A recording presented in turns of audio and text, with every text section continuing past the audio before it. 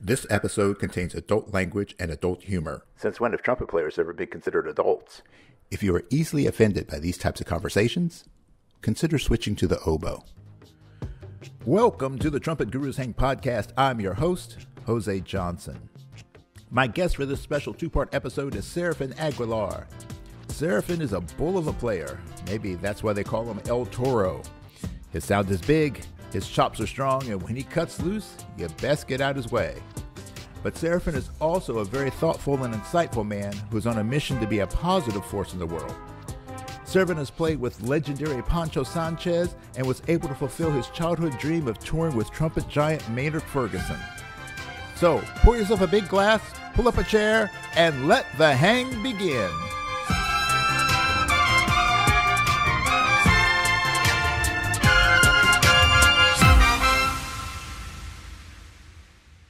Welcome to this episode of the Trumpet Gurus Hang. I am so happy to be spending time today with my good friend, Mr. Serafin Aguilar. Serafin, what's up, man? Hi, everybody. How's everybody doing? Doing great. Oh, man. Hanging with my man, Jose here. Man, you looking to get too real, huh? You looking too good. Look at you, man, all dressed up like a big boy. Yeah, well, it's funny. I do these things and I always try to maintain some semblance of respectability, because it all goes back down to watching Winton throughout the years. And, that guy's always sharp, man. He's not play. Oh, yeah. And I think it's important, to maintain that respect, for these things. If I'm going to talk and people are going to listen, I don't want to come out looking all like a typical, garage musician, just all messed up. I want to look good for you guys. So, we appreciate it. Yeah, because, it's funny, man, because you go back, especially like in the early days, cats they were always decked out, Look at like, pictures of Dizzy back in the day, even like go back to Pops, man. Pops was always clean. To the T's, man. Yeah, Miles. Always. And that's like, that's everybody's benchmark, because that guy was fly with those Brooks Brothers Italian cut suits. Yep. You know what I mean? He was always on point, decked out. Yeah. And even when he was hanging out, he was still looking sharp. Yeah. And then so I just think about that, just keeping the legacy of that, and I like it. I like that adding that extra level of attention to things, Yeah. Well, it's like what you're playing, man. It's the attention to details, that sets you apart. So. Yeah. So, speaking of playing, we are still, by the time this episode airs, we will still be in the midst of the pandemic. How you managing with that, bro? I went into dad mode when this first hit. And I kind of thought to myself, I mean, it was pretty obvious from the beginning that this was no joke and that this was going to take some time, and really that my profession was going to cease to exist for a while because I'm in the public eye and I'm amongst a lot of people all the time, I come around thousands of people, if not more, on a weekly basis just from jobs. Right. So with that being said, and the nature of what we're going through, this disease, I knew immediately once the things started coming out and they were talking about it and then how serious things got, I'm not going to make a living doing this for a while, at least not the way how I was accustomed to. So I just started working whatever I could find just to put food on the table. For the first 3 or 4 months, I did that, and then finally unemployment kicked in, and little things here and there. Finally, it's kind of picking up and doing things like this and doing some online teaching and but little by little, trying to find as we refer to it as the new normal. Yeah. I got the time to do it, so I'm looking at online courses to learn more about internet stuff so I can be more proficient. So I don't have to rely on other people, and also just learning more about all the things that I should have been already had on check, on point. All those things I'm kind of working on them now. Yeah. So, I'm learning how to use my equipment better, so I don't have to call somebody or so I don't have to go somewhere else. I'm learning, like I said, I'm going to start taking some courses on programming and stuff like that. So, maybe eventually I'll be able to do an online course and be able to kind of like do what some of these teaching institutions have, where they'll have the curriculum set up and you just pay a subscription fee. Yeah. And then, you go as you take what you want as you need it. Can't keep it, but you have access to the site all the time. Yeah. So if you want to practice with me at any time at 3:00 in the morning, you can practice with me, and if you want to take it a step further and maybe there'll be some hands-on stuff. Mm-hmm. So that's what the intention of that is, just kind of wrapping my head around the fact that this is going to be more an electronic thing than a live thing for the most part. Yeah. And that's really what I've been doing. And I have to say it's fun not to have to do the things that I used to have to do before. Yeah. So it's kind of giving me a chance to be able to fall in love with my instrument again and practice things that I want to practice as opposed to things that I have to practice to keep myself in a certain type of shape. Yeah. I'm working a lot more on my fingers and my tonguing and my sound, and as opposed to just being bull in a china shop, keeping everybody at bay, because I'm playing so strong. Yeah. Which, has had some deleterious effects on my embouchure. It's 30 years of being a professional trumpet player, having to do the things that I do for these last 30 years. There's some damage, we all go through it. I'm sure you've been through some things, as I've gotten older, my teeth have shifted a little bit. So there's a little bit of damage. I mean, it's just what I do is not easy. Mm-hmm. And anybody that does this, and just playing the trumpet in general is not easy, but when you have to, the physicality that you have to play with when you do some of the things that I have to do, the damage your lip, you're playing on a cookie cutter. Yeah. And that will, when it comes to flesh against metal, metal always wins, Yeah, that's true. And especially, the demands, regardless, anybody who says that you can play without pressure, no pressure playing, that's bullshit. There has to be a level of pressure, and especially to play, to play the kind of demanding stuff that you have to play. Yeah, that's one that they try to teach you. It's weird scholastic dogma that I've always come across with especially with new students that are coming out of college, and maybe no disrespect to whomever their teachers were, I find that a lot of them have a misconception of that. And even when they see me playing and they think that, oh, well, this guy, he's not even working. It's like, no, that's not the case. I'm working really hard, but I'm working efficiently. Yeah. And so these guys will come to me, why can't I play high? Why can't I do this? Why can't I do that? And after about 5 minutes of listening to them, it's like, okay, well, I think we have to start from the beginning, because we need to rewire your brain a little bit to understand that this is not an instrument for the faint, for the faint of heart, as they say. This is you got to really. I'm not saying you have to be He-Man or the Incredible Hulk, but you got to put a lot into it to get something out of it. Yeah. It's that idea of finding that delicate balance of the internal compression, matching it with the resistance in the horn, and there's a science to playing, and some guys are really good at doing that kind of nuts and bolts approach. Some people it's just natural. They kind of it just kind of falls into place for them. Not saying naturally they don't have to work, but they can just they've kind of figured it out, but they can't explain it. Yeah, they're physically in tune with their body and with the way how it works. Yeah, and that's kind of the way I work intuitively. But I'm a geek at heart. I like to figure things out, and I've been fortunate to have some great teachers that have been able to express to me in terms that I understand what I do on a physical level. And then I take that and I just keep on mulling over it in my mind and meditating on it and thinking about it, and that's how that's how I figured things out. Gotten over. It's really come in handy in those moments when I'm injured and I kind of have to, fake the funk for a little bit, and that'll get you over the hump. But when an amateur tends to get confused very easily. And those situations, if it wasn't because of the fundamental knowledge that I have about the mechanics of the way how I work and the way how I feel the instrument works, I would probably not be able to dig myself out of a lot of those issues, Yeah.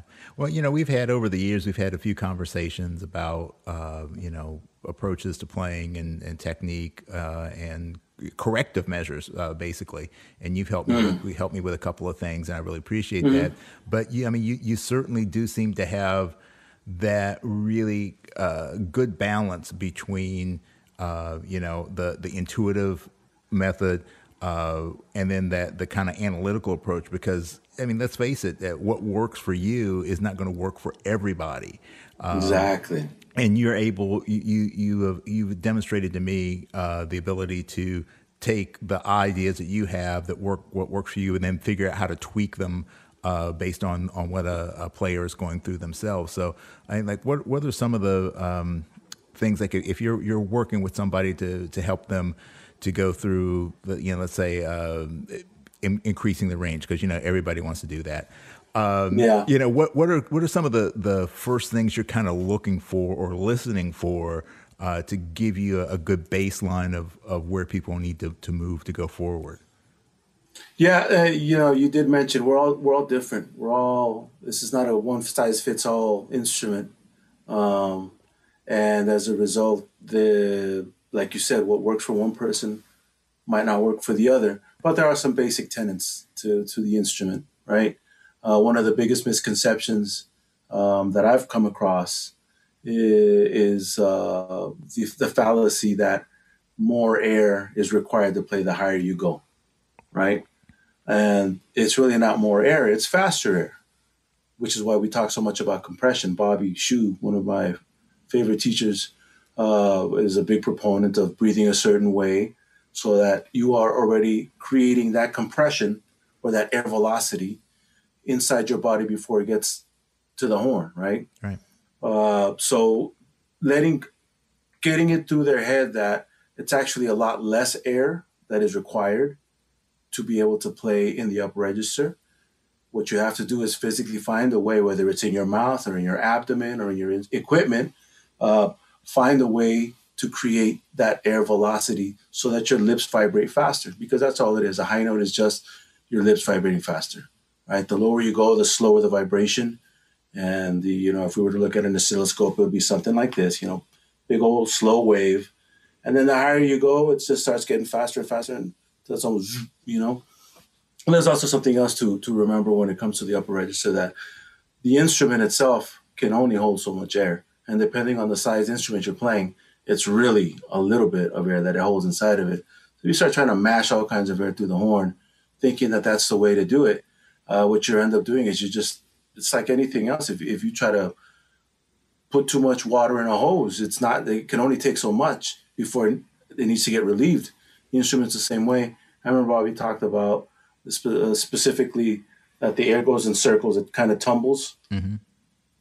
And it needs to tumble at a certain velocity and a certain pace. And if you try to push too much air into it, then you break that sequence of events. And once you do that, then the air stops moving through the horn properly. So these are things that I'm always thinking about in my head when it comes to my instrument. And when I'm here at home practicing and I'm fine tuning things, is maintaining that airflow to keep it always correct. And I tend to see that a lot of the guys that have issues, you can hear it in the sound. Usually, there's going to be the player that is really in love with his sound and just tries to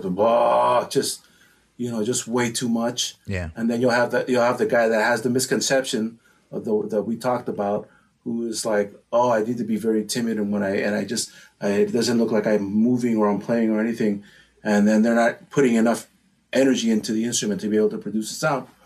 So I have to go in there and kind of figure things out and try to get them either to back off, which is usually the case, or to get them to come out. If they're playing too loud, it's kind of harder because usually somebody whose aperture is pretty wide open, and I'm the opposite. I know I play loud and it sounds big, but I play with a pretty tight aperture. I'm not wide open like some guys, and that's probably due to the fact that I play on slightly larger equipment than what most lead players play on. Mm-hmm. And if I were to be that open on the equipment that I play on, you wouldn't hear a note. You know, it's something that the guys on smaller, more efficient equipment can do because the mouthpiece isn't that big to begin with. But when you get into where I am, which is like close to like a 1D box size, that doesn't work. You know, you have to, and I don't necessarily, I cannot play wide open. It's just it doesn't work for me. I have to be very focused. My aperture is very focused, and I'm just riding an airstream. I'm using my tongue. A lot of people don't know the importance of the tongue itself and how it works to create more compression in your oral cavity before it even gets out of the horn. There's a book that I was very fortunate to get my hands on when I was a kid by the name of the Irons, 27 lip flexibility exercises for trumpet and cornet. Got that book when I was 14, and the preface talks about the importance of the tongue, and it's got diagrams of how the tongue moves from register to register, from low register O to the upper register E, and extreme register ish, right? So I kind of wrapped my head around that, and I'm a kid. I'm not studying with anybody yet, and I got this book, and I started, just trying to apply that, figure out. Well, I mean, that's what the exercises in the book were for, because it tells you that when you're in this passage, move your tongue here, do this, do that, do this, do that. So through repetition, you create the muscle memory, and you learn how to use your tongue. And before you know it, I kind of got the hang of it, and then I exposed students to different ideas. Besides the tongue placement itself. I'm a good whistler, like melodies and stuff, and I got that from my dad. And the way how I whistle, I have my tongue in between my molars. It's in there, in between the molars. For some reason, when I was a kid and I picked up the trumpet, that's the way how I played. For some reason, just in my head, that's what happened. That's how I play the trumpet. So I've effectively cut the oral cavity in half. That creates more compression. There's a lot of little things that are happening inside me physically that are creating more compression that I use as tools so that I'm not killing myself to get these things out, and it facilitates the ability to do these things. And those are some of the things: tongue placement, tongue arch, the support from your abdomen, not the diaphragm. The diaphragm, misconception there too. Something else that Bobby talks about. The diaphragm itself is just a muscle that pulls down the lungs. It doesn't actually compress them, right? So, you got to support your diaphragm. No, you got to get your diaphragm out of the way. That's what it's supposed to do. And then you got the muscles around the rib cage that help you compress the air out, right? So once again, I was fortunate. My father was into yoga as a young man, yoga instructor, and he would make me do all these crazy breathing exercises when I was a kid. It's like, what? So I have a good control and good feeling for my breathing apparatus. Right. Just innately because of what we did. So try to teach them about that, the importance of how to breathe properly so that you're not hyper focusing and hyper tensing muscles you're not supposed to. Another thing that I think that kills a lot of people is the amount of physical tension they use. One of the things that used to make me was so impressive about Maynard for me was his ability to be able to play in the registers that he did with what appeared to be relative ease. I'll go out on a limb and say it was pretty easy for him, but I think a lot of that had to do with the fact that he was in such control of his body, even before he went to India and got into the whole yogi thing, and the Eastern philosophies. Even before that, you could see it. He's very aware of his body. He was very, very aware of his body. And I try to do that too. So as to not hyper flex muscles that don't need to be flexed. Because another thing that I learned from powerlifting, from my years of powerlifting, was that you only want to use enough energy to be able to lift a weight, and that's it. Yeah. And if you pick up a 5-pound dumbbell, like you're trying to pick up a 100-pound dumbbell, it's not going to work because you're going to kill yourself. And by the time you get to the 100-pound dumbbell, you've already burnt everything out just getting there. Right. So I think of that when I'm playing in all registers, especially as I start to ascend. I'm making sure that I'm not overexerting myself in any way. Another thing that I always see is when people tank up, it's something in the Maggio book, when you take a breath like you're a drowning man going down for the third time. Yeah. If I remember correctly, that's what it says in the book in the preface, right? Yeah. I don't know if I agree with that. Because once again, what ends up happening is that, then this goes back to my powerlifting days, in the ergonomics of the body, the way how the body works, biomechanics, I guess, your muscles are weakest when they're fully extended, right? Mm-hmm. So if I'm doing a curl, we'll use a curl again, and I have my elbow and my arm completely straight, what ends up happening is that bicep muscle and those tendons are exposed to injury at that point because they're so stretched out that's the weakest point of the eccentric movement. Yeah. Right. Concentric meaning contraction, eccentric meaning extension or extending, and then we also have static. So there's three forms of strength. There's concentric, contraction, eccentric, extending, and static means holding it in place. Right. Yeah. You're using all three of those movements when you play too. Yeah. And if you take a breath that's so big that your stomach is out to here and you're turning red and you're about to pass out, well, guess what? You've hyperextended all of the muscles in your rib cage, all the muscles in your back, all the muscles in your hamstrings and glutes. You know what I mean? And you've put yourself at a disadvantage. Yeah. So I sit down with them. I go, no, that's too much. That's not enough. It's usually too much. And it's like, and I go through the analogy of the dumbbell. Well, no, get a good amount of air, but don't overdo it because then you're going to start. That's when I see a lot of people get hernias. Yeah. They'll rip things and they'll hurt their back.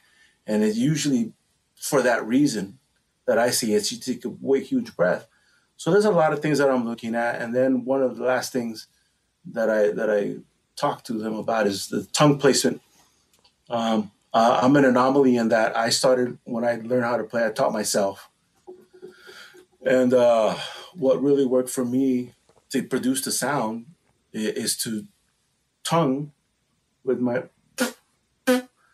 tongue through my lips. Later on, I found out apparently that was wrong as an adult, hanging out at USC with the classical guys because they tongue with their tongue behind the teeth and to make it nice. And for what they do, it works great. They're classical guys and they can't have that much of a percussive sound in their attack, right? But in my world, I kind of need to have that pop. I need to have that kick. And that's just the way how I picked up the instrument when I first picked it up was I couldn't get a sound any other way than. Well, I get with Bobby, and then Bobby's looking at me. He goes, "What are you doing?" And I said, "Well, this." He says, There's no wonder. He says, and then he talked to me, explained to me about an exercise that he has to teach a lot of guys called spitting rice, where he just would sit there, put a little piece of rice, or whatever, lint. You don't have to do it. He said he would do it. He would get rice and just spit it out, like you got something on your lip. Right, so I go through things like that with him, and usually by the and I always tell him it's a long process because it took you a long time to get here. It's going to take you a long time to get out of it, unless you're very in tune with your body. So be patient. Some people are. Some people think I'm just blowing smoke up their back end, and that's okay because this instrument is not for everybody. This instrument is a very humbling instrument, and requires a lot of patience and a lot of perseverance because one day you're up, the next day you're down. And then you have to try to figure out how to get yourself out of there. And that's where I come in to help a lot of people out is to kind of like walk them through what I think is wrong and what I think will help them out. And usually I would say 9 times out of 10, I can get them back to where they need to be and improve their range just by going through little things like that, diagnostics and actually not focusing on the upper register, focusing on the lower register, focusing on the sound. I've noticed that the fuller your sound is, whatever, even if it's a brilliant sound, guys that have the smaller equipment, the more efficient equipment, even if it's a brilliant sound, as long as it's a full sound, a full healthy sound, that means that you're going to have good range. And I can figure out what to do with that from there. Yeah. Yeah, I mean, and that's kind of interesting thing because I know for myself, you know, I've struggled with my sound, like loving my sound, and it's mostly because I had teachers, like one teacher in particular, who's like, "Oh, your tone is too brash, or your tone is too bright." When it certainly could have used a little bit of mellowing out. I will admit that, but then again, it's like I was aspiring to be a lead trumpet player and not a classical player. And in everything that I have done from that point forward, the thing that's got me through has been that kind of having a little more edgy sound that can cut through when I'm playing, when you're playing with a 10-piece funk band and, you've got to play those Earth, Wind, and Fire charts and pop out those high, F sharps and G's and A's and stuff like that. It can't be that kind of law sound. I mean, it's got to be, it's got to be like a laser. Yeah, well, it's a tool, and you're not going to go to a job site with the wrong tools. So why would you show up to the wrong musical situation with the wrong sound? I mean, you could easily kill yourself trying to approach a commercial musical setting with that type of sound, with a more symphonic, less brilliant sound. Because it's never going to cut through, and you're going to have to play louder and harder than everybody else. I've seen it time and time again. You see a guy in the back that might not have the prettiest sound, but it's bright, and it cuts through. And all of a sudden, you're in a section, and really everybody else is covering up his deficiencies, and he's sailing through the whole thing, cutting like a hot knife through butter because of that sound, where everybody else is hurting, and you can hear him a mile away. Yeah. And so I think it's a huge disservice. Another thing that I see too is always get these kids that come up with, like a 1C, 3B, talking in Bach terminology, right? Whatever the equivalents are across the board. Bach seems to be the status quo. Yeah. As far as terminology. It's the standard for most people, Yeah, it's just a standard, and it's kind of like Q-tips, right? That's not really what they are. Yeah. It's a swab. Yeah. But because they're so prevalent that everybody just calls them Q-tips. Yeah.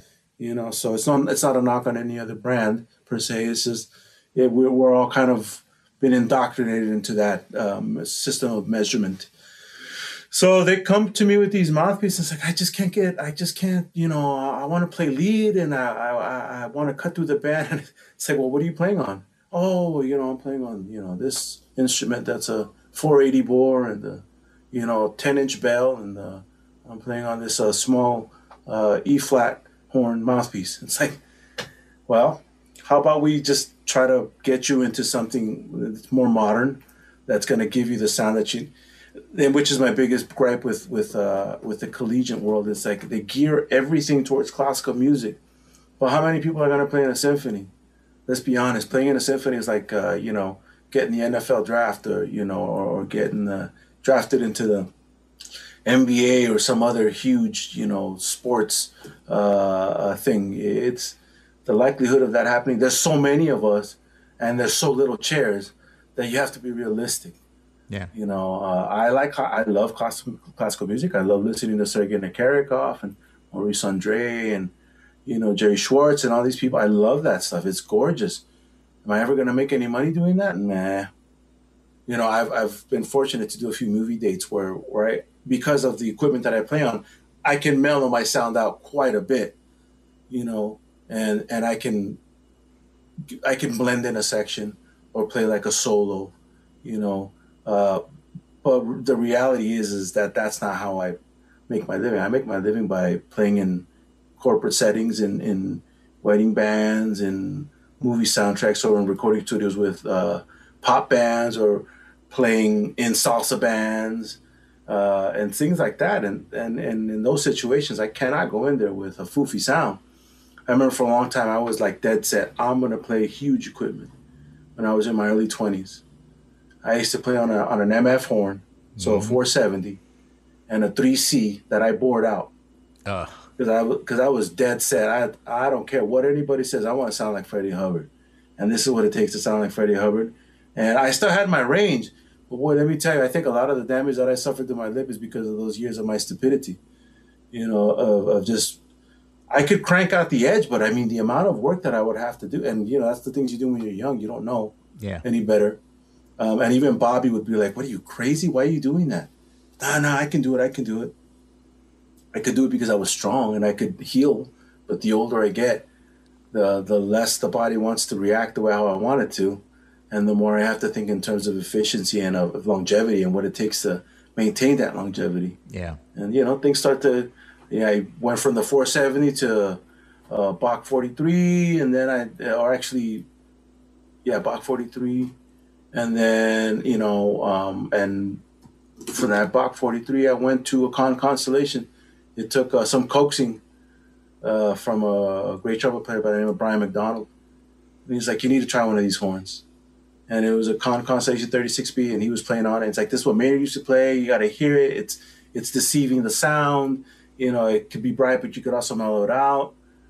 And then I was like, all right. So I went and I found one, and I have not switched back to anything bigger than that. And my mouthpieces have kind of fluctuated just because, like I said, I do have some injuries. So I have to play outside of the damaged tissue, the permanently scarred tissue, as they say, in order to be able to function properly as a trumpet player. But I've definitely worked, and something that Bobby warned me and all the other guys, the older guys, warned me, man, you're going to have to tone it down. You can't be Superman forever. I was like, I got it. And it's like, nah. Like I told you at the beginning, in the battle between metal and flesh, metal always wins. Yeah.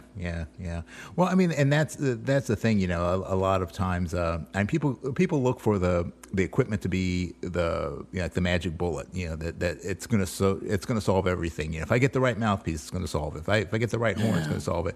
And they're just the tools, and you can. But you want to make sure you get the most efficient tool. It's like, if you need a screwdriver, you need a screwdriver, but having the right size screwdriver for the nail head is definitely going to make your job a hell of a lot easier. Oh, yeah. Yeah, no, I agree 100%. You definitely, I do believe that a lot,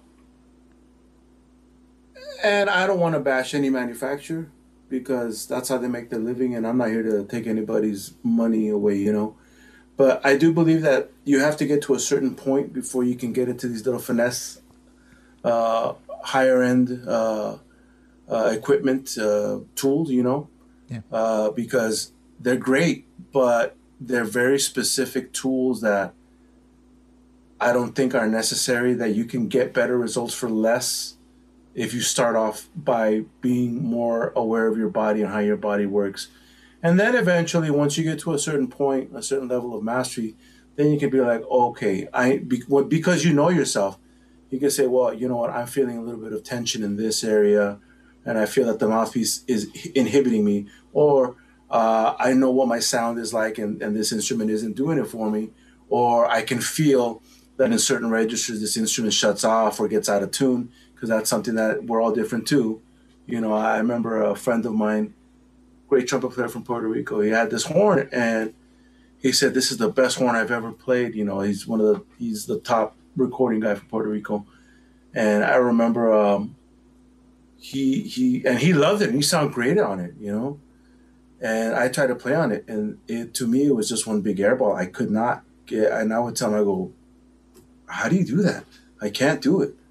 And then he would try to play on my stuff, and he'd be like, "Oh my God, how do you play on that?" And I go, so we're all different, So that's where I see the value of all of these different boutique instruments and mouthpiece manufacturers. But it takes you have to get to that point first where you could discern those things. Yeah. So there is no real magic bullet until you're able to actually use it, I guess is maybe the right analogy. Yeah. Right. Until you have the right weapon to be able to use that magic bullet, there is no real magic bullet for you.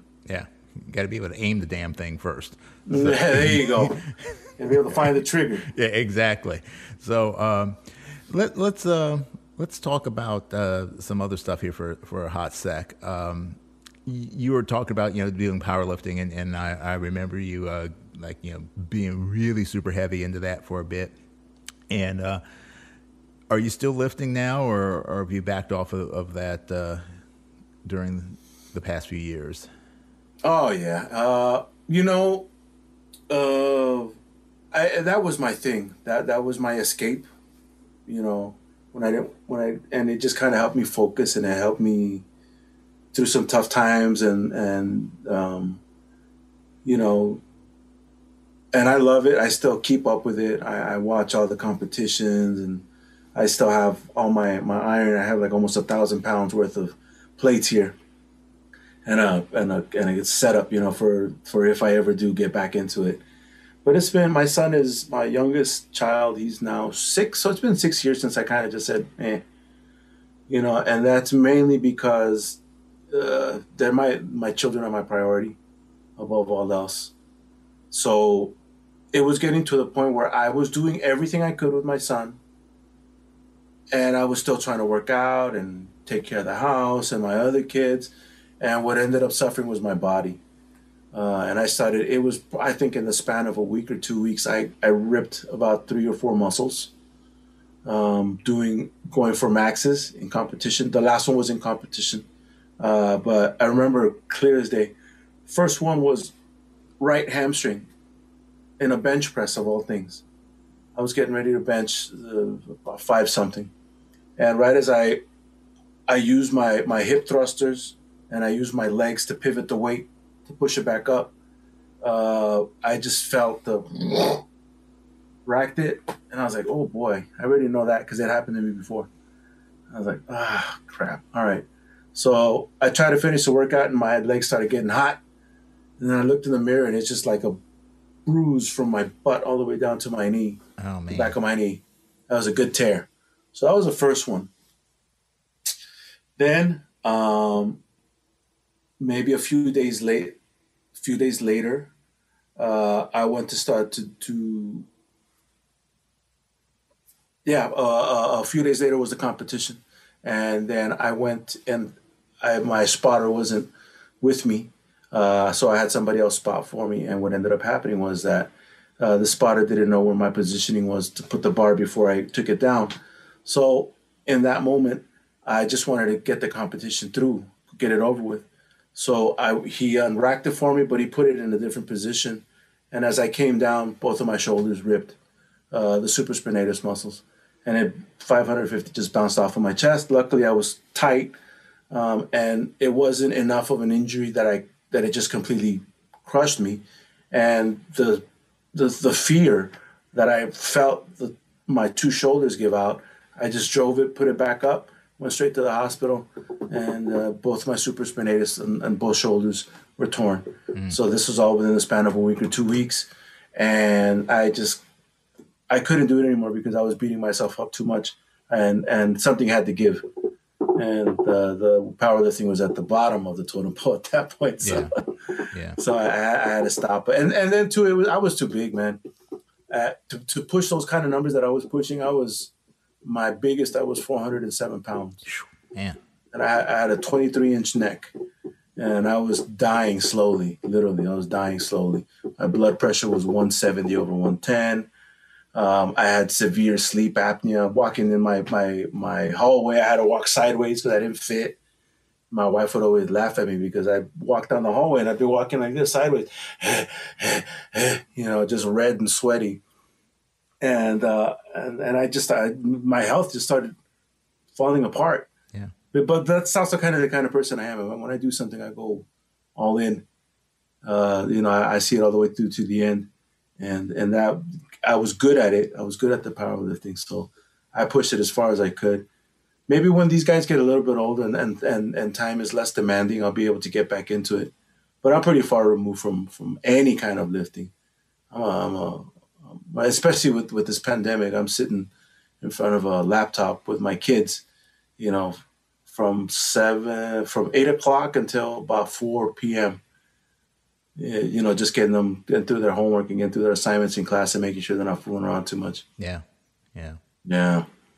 Well, and I remember we had a conversation about your diet, and your health, and that you did something that a lot of people viewed as controversial, but you got some great results in terms of your not only your weight loss, but also some of your numbers started to change in terms of your cholesterol and things like that. So you want to share anything about that with the good people? Yeah. So I mean, when I was powerlifting, like I said, the peak weight was 407 pounds, and I was pushing some impressive numbers. I was, like I said, in the competition, I got 550 on bench, over 800. I think it was 820 on deadlift, and 745, 750 squat. But the price I had to pay was that I was eating anything and everything in sight to put on as much weight as possible to be able to counterbalance the weight that I was moving around. And I was getting really unhealthy. Like I said, my blood pressure was through the roof. I wasn't using any PEDs, but I was eating insane amounts of food, and constantly. And it's just like it was a chore, which a lot of powerlifters will tell you eating becomes like a second job. And that's kind of where I was at. Because I was pushing numbers. I was chasing numbers. So I decided when I stopped, I said, well, if I'm going to stop, then I'm not keeping up this lifestyle at all anymore. So I started kind of milling around to figure out what I could do to start losing weight, and nothing really worked. I hated cardio. I always hated cardio. Not my thing. I'm not going to get on an exercise bike, even if they put a gun to my head. So I was just trying to figure it out, and I tried different diets and things, and finally I started really feeling unhealthy. Once I stopped lifting and I wasn't as active anymore, I started feeling really bad. And so I tried going vegetarian, and that one almost killed me. I remember my blood work I did it for 3 months, and then I went to go to my doctor to get my blood drawn so they could see what was up. And the doctor was like, we need you to see a specialist for cancer, and we need to see a specialist for your liver. And it's like they freaked out, and then they freaked me out too. So I stopped that, and right about that time, somebody introduced me to a guy by the name of Dr. Sean Baker. And Dr. Sean Baker is, at the time, he had been disbarred because some controversial comments he was making. Not disbarred, I don't know what they call it, but when they lose their license, right? Mm-hmm. And so he kind of he's an athlete, he still is, as a Guinness World Record holding athlete, and he was noticing in his 50s that he was always ripped and lean and looked good, very muscular, strong guy. And he just kind of noticed that. It's like, what's going on? My hair's falling out kind of. I'm not eating more, but like I'm losing my definition. What's up?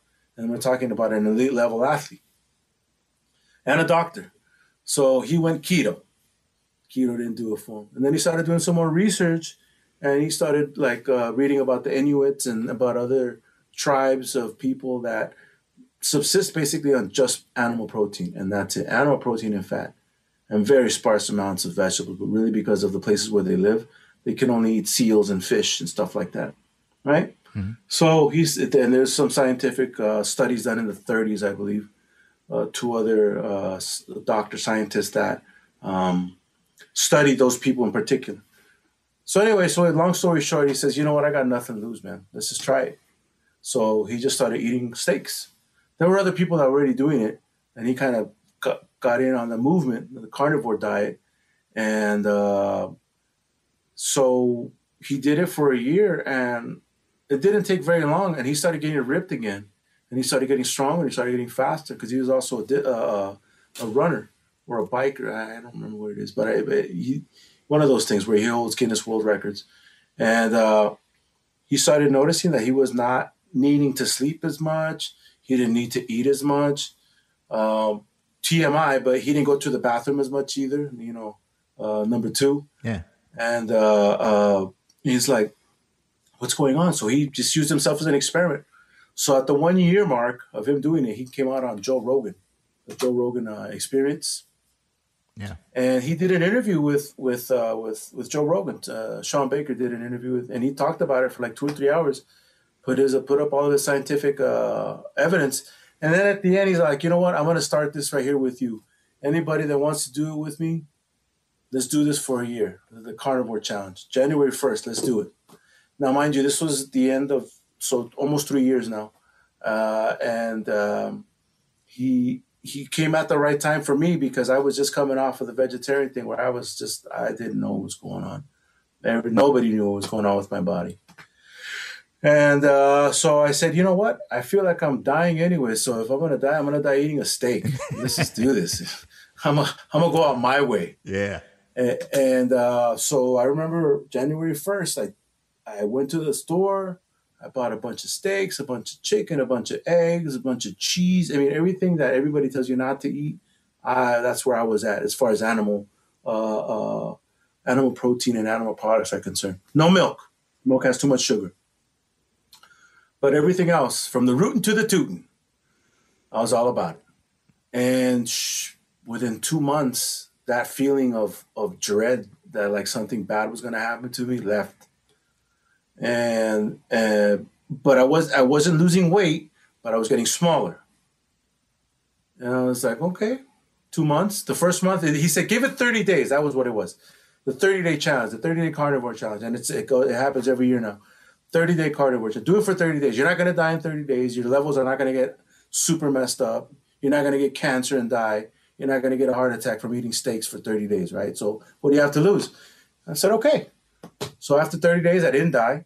I felt better. I started looking better. And then I started noticing the energy levels coming up again.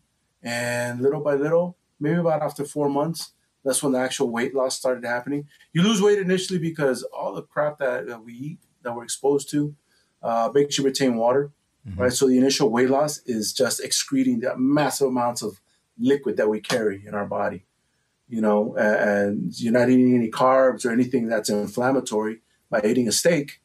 So what ends up happening is that the inflammatory markers go down, and as they go down, you start releasing all this stuff. And that's what happened with me. I was rotting from the inside out just from not taking care of myself. You think you're healthy when you see some big guy walking in and say, oh, look at that guy, man. He's got to be healthy. But 9 times out of 10, he's probably not. Not if he's like super huge like I was. I mean, like I said, my neck was 23 inches around. That some people don't have thighs that are that you know what I mean? Yeah. They don't have a thigh that's that big, and that was my neck. My legs were 36 inches around each one. My chest was 66 and a half from my shoulders. Yeah. I mean, I was a freak show, So the weight started coming down quickly and I felt better. My blood pressure started really coming down because that was my blood pressure 170 over 110 with blood pressure medication. Man. I'm telling you, man, it's like it was bad. My apnea was horrible too.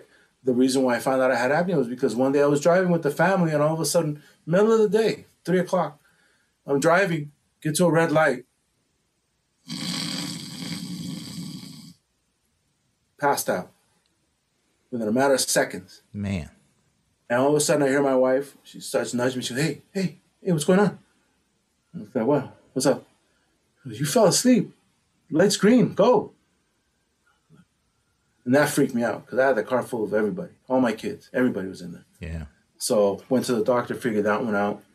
But with the diet, with the weight change, my neck, all the muscles in my neck and the visceral fat that I had in my abdomen and the fat everywhere, it just started melting away. And it made it so my body could heal itself. And that's where I've been. With the pandemic, obviously, it's a little hard. There's all these kids, and I don't force them to eat the way I eat because I don't know that it's necessarily healthy for a child to eat that way. I want them to have a full balanced diet. Right. You know what I mean? And then when they get older and their bodies are fully matured, maybe we'll talk about it. But they're fully aware of what I do, and they see me do it, and they giggle and stuff. And if anything, scientifically, it's been proven that the size and strength of a society is based on how much animal protein they consume, right? So in more underdeveloped parts of the world, you can't afford it. So you see them, they're smaller. But in other parts of the world where there's more money, where there's more affluence, you can afford steaks. Or also sociologically, they're eating more meat, whether it's red meat or fish or poultry, but they're eating more animal protein, and they're bigger and they're stronger. So they definitely have a lot more animal protein in their diet than they used to. Mm-hmm. And I've seen the difference. I mean, their skin is amazing, their hair is amazing, their intelligence.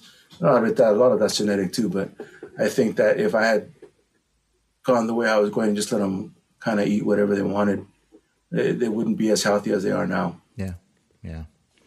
Well, that's cool. I mean, that's a great story, and for people that are interested more in that, they can certainly do some research, and I'm sure that you have some places you could point people to if they wanted to learn more about the benefits of that. Yeah, there's definitely if they ever want to learn about it more, there's, as time has gone by through the years, more people are jumping on the movement, the carnivore movement.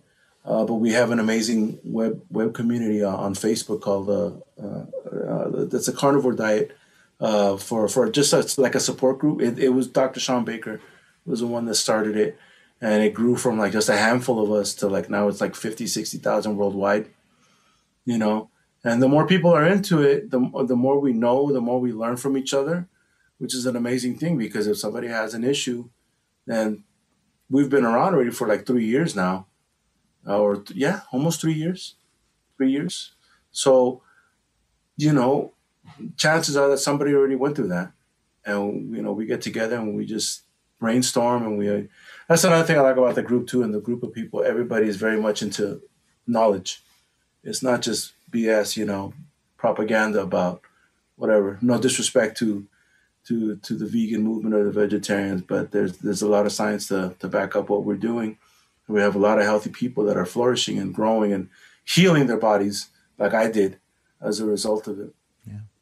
Well, certainly check that out. Information, more information is good for you. So. Information is power. Yeah. So let's hop back over to the world of the trumpet. Yes, sir. Yes, sir. Yes, sir. You've had a great career, man. For as young as you is,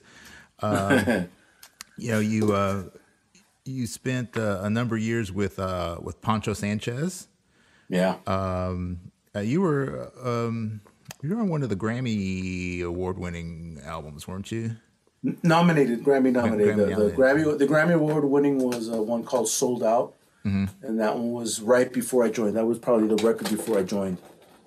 But then we did a live at Montreux, Pancho Sanchez live at Montreux, and that one got picked up and was nominated. We didn't make it all the way, but we got pretty close. No, and then that was a live DVD and live CD pulled from the DVD. Yeah, you toured all over with that band, and then of course for most people, if you're a trumpet player, especially of a certain age, and I won't say what that age is, Dusty. Exactly. The dream of the vast majority of us was to have the opportunity to play in the Maynard Ferguson band. And you had the opportunity to do that, during the last few years of Maynard's career, which I have to say, sometimes you say, at the end of somebody's career, and it's like, that's when they're on the shits.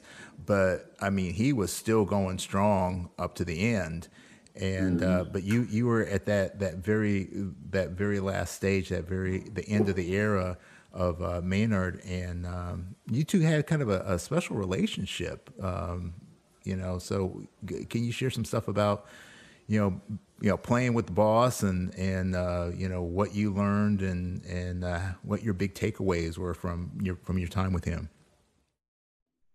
All right, I hope you enjoyed this first half of my time with Serafin Aguilar. Some great stuff, and in the next episode he's going to talk a lot about his time with Maynard Ferguson and his involvement with the pop smash tune Havana. So We'll see you in the next episode. Hey, thank you so much for hanging with us today. This podcast is all about creating connection through our mutual love for the trumpet life. I hope that you learned a few things about today's guest and had some laughs along the way. Don't forget to give us a review. We love those 5-star ratings. And please share this podcast with your friends. We want to see our hang grow for show. Have a suggestion for a future topic or a guest? Hit me up at thetrumpetgurus@gmail.com. Our opening theme was written and performed by Lexi Signor, and all other music comes courtesy of The Greatest Funeral Ever.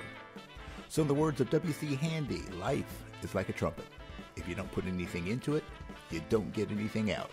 So go out there and let your trumpet sound. And I'll see you at the next hang.